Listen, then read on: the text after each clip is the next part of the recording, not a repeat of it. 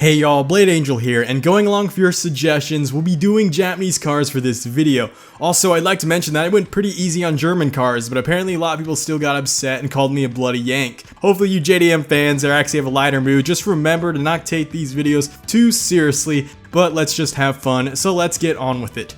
And the first company that I'll be starting off with is Daihatsu. Apologies if I'm butchering that pronunciation. And the Daihatsu Charade, a desperate need of rename. Daihatsu SA, or ESSE is what I actually think it is, cheapest car in Japan. And this is not an overstatement, as it was actually the cheapest brand new car to ever be recorded in Japan at the time of its release. Daihatsu Fellow Max. Name says it all. The ultimate supreme gentleman. It's the fellow to the max. Monkey seal of approval. Disclaimer, that last one is not actually official, but I'm pretty sure he'd love this car. Anyways, moving on, Daihatsu Midget. The tricycle that could. Daihatsu Naked, the only nudes needed. Daihatsu Storia, Gran Turismo 2 flashbacks. Moving on to Honda, and here's where things get fun. Honda Accord, the typical grocery getter. Honda Accord V6 Coupe, quick, stylish, and reliable. Honda Beat, beat to this beat, and by that I don't mean beat that meat. Honda Civic EG6, Shingo got a boner. Honda Civic SI, please don't rice it. Honda Civic Type R, oops, factory already did. Honda CRX, will run literally forever. Honda NSX first generation, made Ferrari sit down. Honda NSX second generation, not what we wanted. I made a whole video in Acura freaking NSX kind of discussing history and really just how Acura had no excuse to give us a bad NSX because the customers themselves literally told Acura what they wanted, and it's like the designer, she just looked at that and was like, let's do everything the exact opposite. It's not just blind nostalgia to why we hate it, it was because it was a betray of format. The NSX was known for its simplicity. And let's be real, they should have just called it something else because it is not deserving of the NSX moniker. It's not a bad car, but it's not an NSX. Anyways, moving on, Honda Prelude. Oh baby, come back. Honda S2000, don't believe in limits. Isuzu 117 Coupe, classic forgotten racing legend. Isuzu Aska, discount uglier Honda Accord. Also another one I have for it is Identity Crisis the car. Isuzu Bellel, formal, luxurious, and popular. Isuzu Gemini, surprisingly fun and nimble. Isuzu Piazza, the secret tuner slayer. Isuzu Via Cross, what am I seeing? Another one that I have for it is Identity Crisis the sequel. On to Mazda. Mazda 3. Happy to be here. Look at that smile. This thing is adorable and it will also slay you on a track if you're not careful. In fact, the Mazda Speed 3. Fast beginner track car. And yes, I do recommend it as a good starter track car. I've met some people in Atlanta who actually do just that. Mazda 6, underrated cheap performance sedan. Mazda Speed 6, family man's sleeper car. Mazda AutoZam, flex on the haters.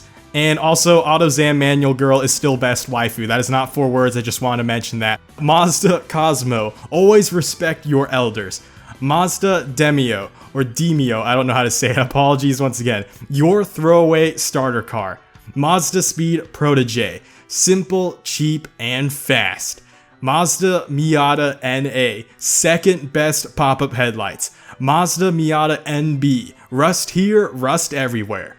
Mazda Miata NC, does anyone even care? The most underrated Miata, in fact criminally underrated. It seems like no one really talks about the NCs, it's all about the NAs, the NBs, and of course the Mazda Miata ND. Back to the basics, don't fix what works. The Mazda Miata ND is kind of praised for being a return to basics, but with modern styling, of course. And yeah, it's a great car, but you know what, who cares about that? Because what you want to hear about is more Mazda, so let's do just that. The Mazda RX-7 FB, the Dorito legend begins. Mazda RX-7 FC, the Dorito legend rises. Mazda RX-7 FD, the dark Dorito legend. Mazda RX-8, the sequel always disappoints. Mazda 787B, a mortal rotary Dorito Jesus. On to Mitsubishi now. Mitsubishi 3000 GT VR4, ahead of its time. Another one I have for it is modern, brilliant, and rare. whenever I see one on the road, I still think it looks like a modern car. Like I could see that thing being released today and it still looks amazing. So kudos to Mitsubishi for that, and honestly those are just better times for them as a company. But onwards with more Mitsubishis. So the Mitsubishi Eclipse GSX-T, car worth pining over. Mitsubishi Lancer Evolution, kick-ass off-road and track. Moving on to Nissan 300ZX, elegance, refinement, but heavy. Nissan 350Z, rebirth of the fair lady. Nissan 370Z, modern day drift machine. Nissan 240SX, JDM Tuner's magnum opus. Nissan Skyline, the sky's the limit. Nissan Skyline R30, JK, will pierce further. Nissan Skyline R31, and keep on going. Nissan Skyline R32, redefining what JDM means. Nissan Skyline R33, barely legal, completely overlooked. Nissan Skyline R34, patiently prowling in shadows. Nissan GTR, young enthusiast wet dream. On to Scion FRS, youngest brother of 3. Scion TC, the best die young. In my opinion, I think the TC was an underappreciated tuner, especially for beginners considering how cheap the freaking TC was. And honestly, I wish it could have stuck around longer. I wish Scion as a company could have stuck around longer, but hey, that's life. Pick them up used while you still can. Scion XD, a fun driving cube. Another one is lol, quirky random XD, because that's the type of people I imagine buying this car. That's how I figured they would talk probably. But anyways, on to Subaru BRZ, Subi bro without vaping. Subaru Legacy, fun, cheap, and overlooked. Subaru Impreza, the Subi bro guru. Subaru SVX, experimental but well executed. Subaru WRX, Vape Nash Super Saiyan. Subaru WRX STI, Vape Nash Final Form. And on to Suzuki, which I only have 2 for because I just want to do their most known cars. The Suzuki Cappuccino, names longer than car. Suzuki Escudo, what even are mountains? And I probably butchered that name, I apologize. And on to our final company, Toyota AE86, Taco Meme 86, Toyota 86, whole 5 more horsepower. Toyota Altezza, because clear taillights, bro.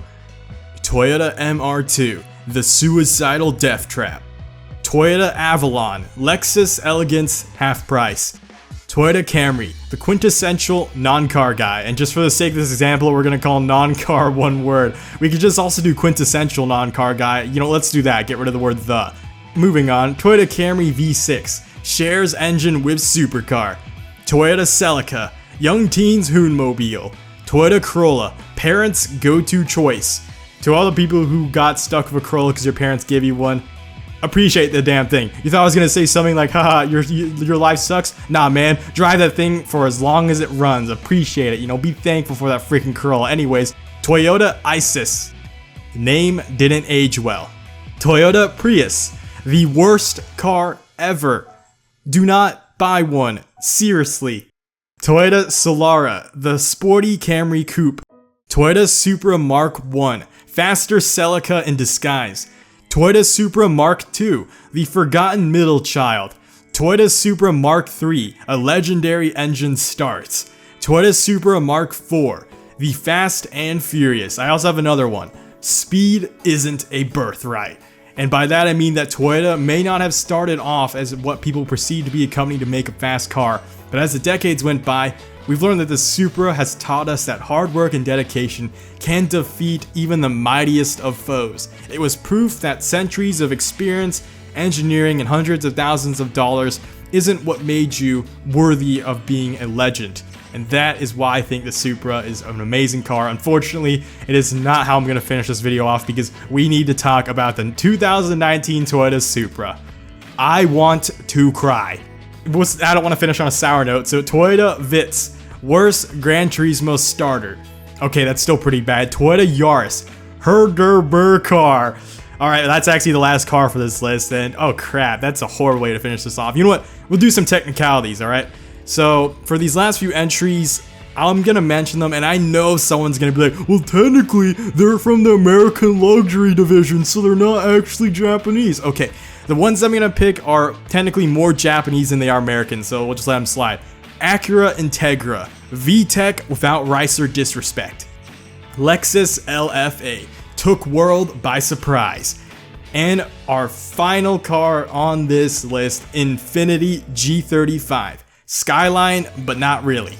And that's it for this video. It was a lot longer than the previous two, but that's because Japan had a lot, and I guarantee you that there are probably still some that I didn't mention that you guys wanted. Make your own 4-word phrases for any cars that I didn't mention in the comments below. Other than that though, thank you guys for watching, and make sure to check out my other 4 words videos right here that you can click, or just some of my other videos on my channel. Until then though, see y'all next time. Blade Angel out.